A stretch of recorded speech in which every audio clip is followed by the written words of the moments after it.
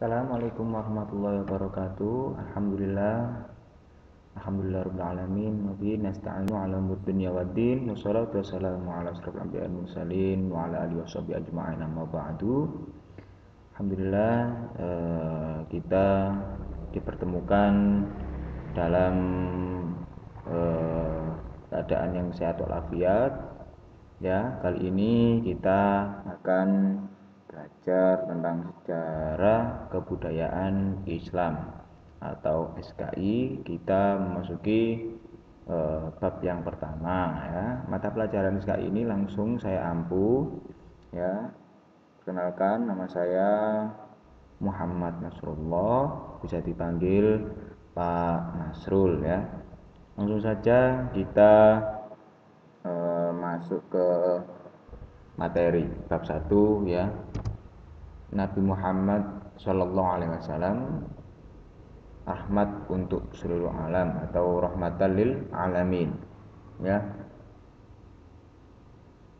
Peradaban bangsa Arab, ya. Sebelum peradaban Islam memecah di tengah-tengah masyarakat Arab, bangsa Arab sebenarnya telah mengenal kehidupan politik, sosial, ekonomi, bahasa, seni, dan menggunakan metode berpikir meskipun masih sederhana, ya.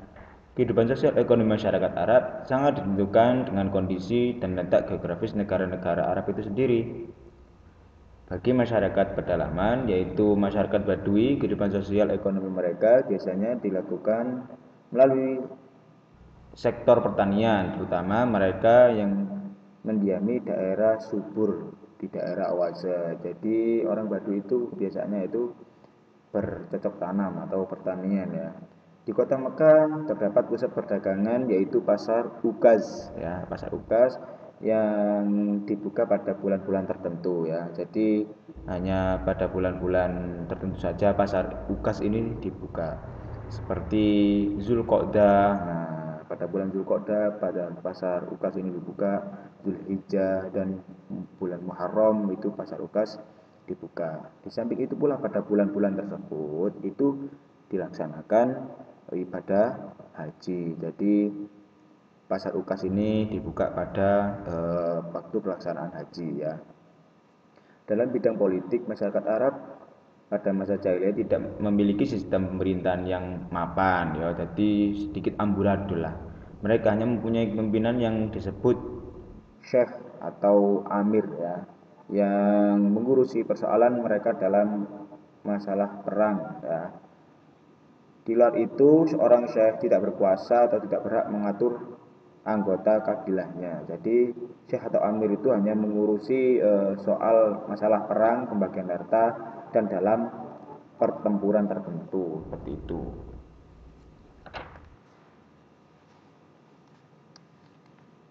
Ya. Agama dan kepercayaan bangsa Arab, ya. Bagaimana sudah kita ketahui bahwa dalam cerita para nabi sudah ada beberapa nabi yang diturunkan di negeri Arab, di antaranya Nabi Ibrahim alaihissalam, karena sejak awal ajaran tauhid sudah bertahan di masyarakat Arab. Dan ajaran Nabi Ibrahim alaihissalam lazim juga disebut ajaran Hanif. Nah, artinya Hanif adalah yang benar dan lurus, seperti itu. Tapi setelah berjalan berpuluh-puluh abad, ajaran tersebut mengalami perubahan, perputaran balik, ditambah dan dikurangi oleh para pengikutnya sendiri yang tidak bertanggung jawab. Nah, yang mengikuti kemunculan berbagai ajaran yang meragukan dan akhirnya jatuh menjadi agama berhala. Nah, disinilah awal mulanya menjadi berhala, itu dialihkan oleh orang-orang pengikutnya sendiri, ya. Pada masa jahiliyah, ya, orang Arab banyak menyembah berhala atau patung yang mereka buat dari kayu ataupun juga batu dan logam. Jadi itu tadi ulah pengikutnya sendiri, ya. Bangsa Arab mulai menyembah berhala ketika Ka'bah berada di bawah kekuasaan Jurhum. Nah, ini nama orang Jurhum. Pasukan yang dipimpin oleh Amr bin Lubai. Amr bin Lubai dari keturunan Khusa'ah datang ke Mekah dan berhasil mengalahkan Jurhum. Kemudian Amr bin Lubai meletakkan sebuah berhala besar bernama Hubal ya. Berhalanya ini sangat besar sekali. Jadi namanya berhalanya ini Hubal yang terbuat dari batu akik merah berbentuk patung orang ya, yang ditempatkan di sisi Ka'bah. Kemudian ia merujuk kepada penduduk Hijaz supaya menyembah berhala tersebut. Jadi zaman dahulu itu ada berhalanya ya untuk disembah waktu zaman pada masa Nabi Ibrahim alaihissalam. Jadi dirusak oleh pengikutnya sendiri ya. Jadi pengikutnya itu membuat berhala untuk supaya disembah sendiri ya. Ya. Di samping banyak berhala-berhala lain ya. Sampingnya itu ada berhala-berhala lain, antara lain yaitu Lata ya, tempatnya Taif, Uzza, tempatnya di Hijaz penduduknya sebuah Hubal, Manah tempatnya kota di Madinah ya. Dan masih banyak lagi berhala-berhala lainnya ya, seperti Asaf, Naila, Wud ya, Yahud ya, Suwa, yang ya, Naso ya, dan Manaf. Berhala ini bagi bangsa Arab ya, merupakan perantara untuk menuju kepada Tuhan. Nah, jadi itu sangat keliru sekali ya. Jadi tidak boleh kita menyembah berhala, itu namanya syirik ya. Menyembah selain Allah itu tidak boleh. Selanjutnya keadaan sosial budaya bangsa Arab dalam bidang bahasa dan seni bahasa. Orang Arab itu sudah mahir ya, sangat maju ya. Bahasa Arab dalam kerajaan sangat maju sekali dalam bahasa, karya seni, tata bicara, tata kelola bahasa itu sangat indah sekali ya, dan sangat kaya sekali. Karya syair-syair mereka sangat banyak, dan lingkungan mereka seorang penyair semua, dan orang-orang rata-rata orang penyair itu sangat dihormati oleh kalangan luas ya. Tiap tahun di pasar Ukas tadi yang bukanya setiap musim haji diadakan deklamasi sajak yang sangat luas. Jadi di situ dipersilakan untuk pentas ya, dipersilakan untuk menyajikan syair-syair karya-karya orang Arab. Jadi karya-karya Arab itu syair-syairnya atau buatan-buatan puisinya atau syairnya itu bagus sekali ya. Khitobah, ibaratnya khitobah lah ya, sering dibuat publikasi ya, banyak ahli pidato ya. Jadi derajatnya sangat tinggi ya. Kalau di Arab itu orang yang pintar pidato, orang yang pintar bersyair itu derajatnya sangat tinggi. Kemudian kita bahas yaitu kondisi politik masyarakat Arab sebelum Islam ya. Pada masyarakat Arab pra-Islam dapat dibagi menjadi dua, yaitu penduduk kota ya, atau al-hadarah yang tinggal di kota perniagaan Jazirah Arabia seperti Mekah, Madinah. Kota Mekah merupakan kota penghubung perniagaan utara dan selatan ya. Para pedagang dengan khalifah-khalifah yang berani membeli barang dagangan dari India dan Cina di Yaman dan menjualnya ke Syria ya, Syria sampai ke utara.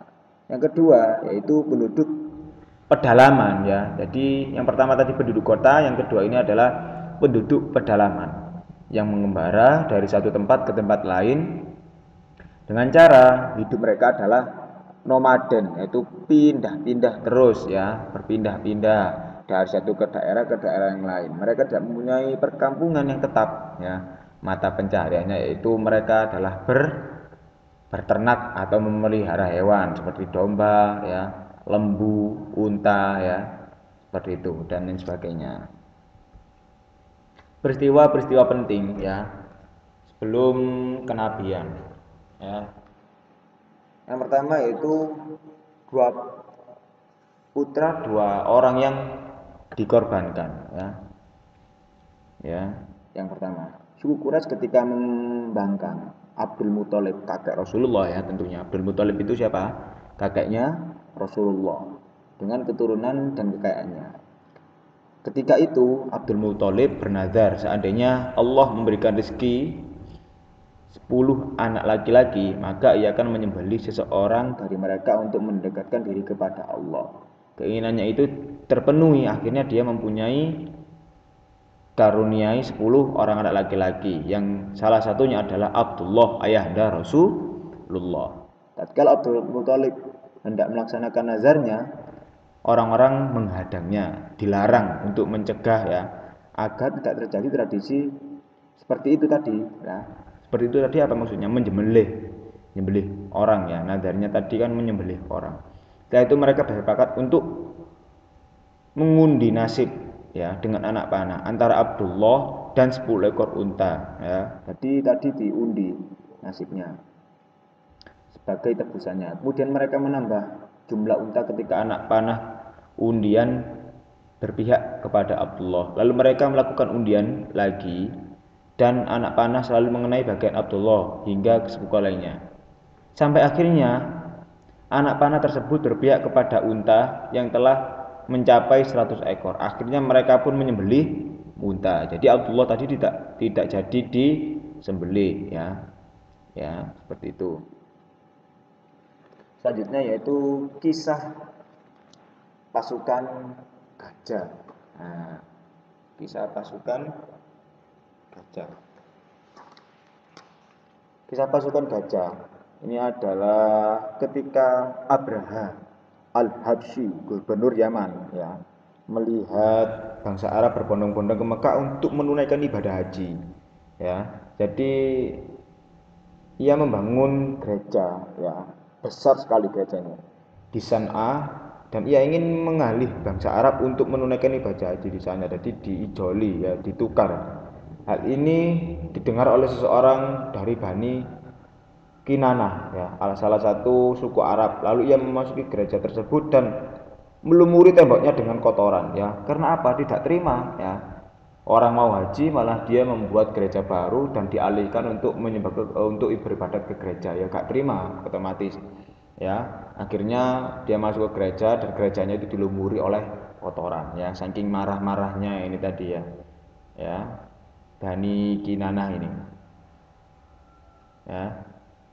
Oke, tapi kalau itu mengetahui hal itu, Abraha berkobar marah, sangat marah-marah, ngerti sudah bangun habis mahal ternyata dilumpuri sama kotoran ya. Dan segera berangkat menuju Ka'bah dengan membawa pasukan yang berjumlah 6.000 personil untuk menghancurkan Ka'bah. Nah, ini yang memilih untuk dirinya seekor gajah yang paling besar. Sementara pasukan lainnya itu terdapat 9 ekor gajah ya. Ia menunjukkan perjalanan hingga hampir kota Mekah. Di sana pasukan bersiap-siap untuk menghancurkan Mekah. Namun gajah-gajah tersebut terdiam dan tidak mau beranjak menuju ke Ka'bah. Jadi gajahnya itu sudah tahu untuk menyerang Ka'bah itu tidak mau. Bahkan gajahnya saja tidak mau menyerang Ka'bah ya. Tapi Abraham ini sangat bersikukuh untuk menghancurkan Ka'bah.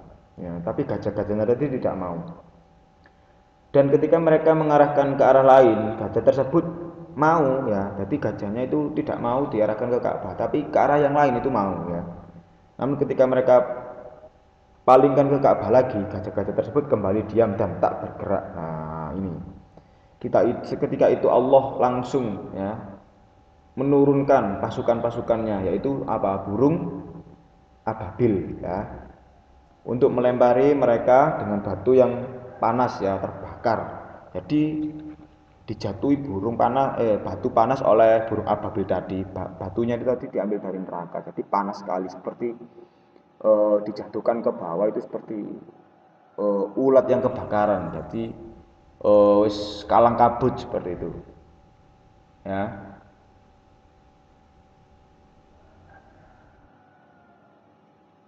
Ini adalah surat Al-Fil ya. Gajah ini ada di surat Al-Fil. Oke, selanjutnya peristiwa pembelahan dada.